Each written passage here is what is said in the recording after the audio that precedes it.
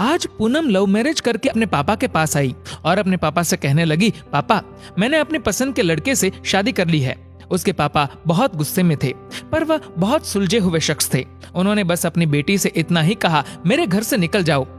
बेटी ने कहा, अभी मेरे पति के पास कोई काम नहीं है, हमें रहने दीजिए, हम बाद में चले जाएंगे। पर उसके पापा ने एक नहीं सुनी और उसे घर से बाहर कर दिया। कुछ साल बीत गए। अब पूनम के पापा नहीं रहे और दुर्भाग्यवश जिस लड़के से पूनम ने शादी की थी वह भी उसे धोखा देकर भाग गया। पूनम की एक लड़की और एक लड़का था। पूनम खुद का एक रेस्टोरेंट चला रही थी जिससे उसका जीवन यापन हो रहा था। पूनम को जब यह खबर हुई कि उसके पापा नहीं रहे तो उसने मन में सोचा, अच्छा हुआ मुझे घर से निकाल दिया था, दर दर की ठोकरें खाने के लिए छोड़ दिया था। मेरे पति के छोड़ जाने के बाद भी मुझे घर नहीं बुलाया। मैं तो नहीं जाऊंगी उनकी अंतिम यात्रा में। पर उसके ताऊजी ने कहा कि पूनम हो आओ, जाने वाला शख्स तो चला गया, अब उनसे दुश्मनी कैसी। पूनम ने पहले हाँ ना किया, फिर सोचा चलो हो आती हूँ, देखूं तो जिन्होंने मुझे ठुकराया वह मरने के बाद कैसे सुकून पाते हैं। पूनम जब अपने पापा के घर आई तो सब उनकी अंतिम यात्रा की तैयारी कर रहे थे, पर पूनम को उनके मरने का कोई दुख नहीं था। बस वह अपने ताऊजी के कहने पर आई थी। अब पूनम के पापा की अंतिम यात्रा शुरू हुई। सब रो रहे थे पर पूनम दूर खड़ी हुई थी। जैसे तैसे सब कार्यक्रम निपट गए। आज पूनम के पापा की 13वीं थी। उसके ताऊजी आए और पूनम के हाथों में एक खत देते हुए उन्होंने पूनम से कहा, ये तुम्हारे पापा ने तुम्हें दिया है, हो सके तो इसे एक बार जरूर पढ़ लेना। रात हो चुकी थी और सारे मेहमान जा चुके थे। पूनम ने वह खत निकाला और पढ़ने लगी। उस खत में सबसे पहले लिखा था, मेरी प्यारी गुड़िया, मुझे मालूम है कि तुम मुझसे नाराज हो, पर अपने पापा को माफ कर देना।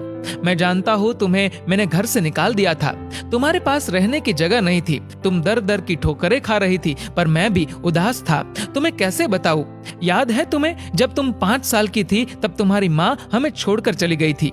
तब तुम कितना रोती थी, मेरे बिना सोती नहीं थी, रातों को उठकर रोती थी। तब मैं भी सारी रात तुम्हारे साथ जागता था। तुम जब स्कूल जाने से डरती थी तब मैं भी सारा वक्त तुम्हारे स्कूल की खिड़की पर खड़ा होता था और जैसे ही तुम स्कूल से बाहर आती थी तुम्हें सीने से लगा लेता था। वह कच्चा पक्का खाना याद है जो तुम्हें पसंद नहीं आता था, मैं उसे फेंक कर फिर से तुम्हारे लिए खाना बनाता था ताकि तुम भूखी ना रहो। याद है तुम्हें जब तुम्हें बुखार आता था तो मैं सारा दिन तुम्हारे पास बैठा रहता था, मन ही मन रोता था पर तुम्हें हंसाता था ताकि तुम ना रो, वरना मैं रो पड़ता था। वो तुम्हारी पहली बार हाई स्कूल की परीक्षा तुम रात भर पढ़ती थी और मैं सारी रात तुम्हें चाय बनाकर देता था। याद है तुम्हें तुम्हारी पहली जीन्स और छोटे कपड़े, वह गाड़ी, सारी कॉलोनी एक तरफ थी कि ये सब नहीं चलेगा, लड़की छोटे कपड़े नहीं पहनेगी, पर मैं तुम्हारे साथ खड़ा था, किसी को तुम्हारी खुशी में बाधा बनने नहीं दिया। तुम्हारा वह रातों को देर से घर आना, डिस्को जाना, लड़कों के साथ घूमना, इन सब बातों को कभी मैंने गौर नहीं किया क्योंकि तुम जिस उम्र में थी उस उम्र में ये सब थोड़ा बहुत होता है। पर एक दिन तुम ऐसे लड़के से शादी कर घर आई, वह भी उस लड़के से जिसके बारे में तुम्हें कुछ भी पता नहीं था। तुम्हारा पापा हूँ, मैंने उस लड़के के बारे में सब पता किया। उसने न जाने वासना और पैसों के लिए कितनी लड़कियों को धोखा दिया था, पर तुम तो उस वक्त प्रेम में अंधी थी। तुमने मुझसे नहीं पूछा और सीधी शादी करके आ गई।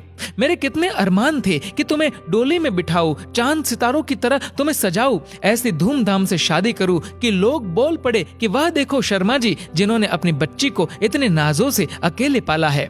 पर तुमने मेरे सारे ख्वाब तोड़ दिए। खैर, इन सब बातों का अब कोई मतलब नहीं है। मैंने तो तुम्हारे लिए खत इसलिए छोड़ा कि तुमसे कुछ बात कह सकूं।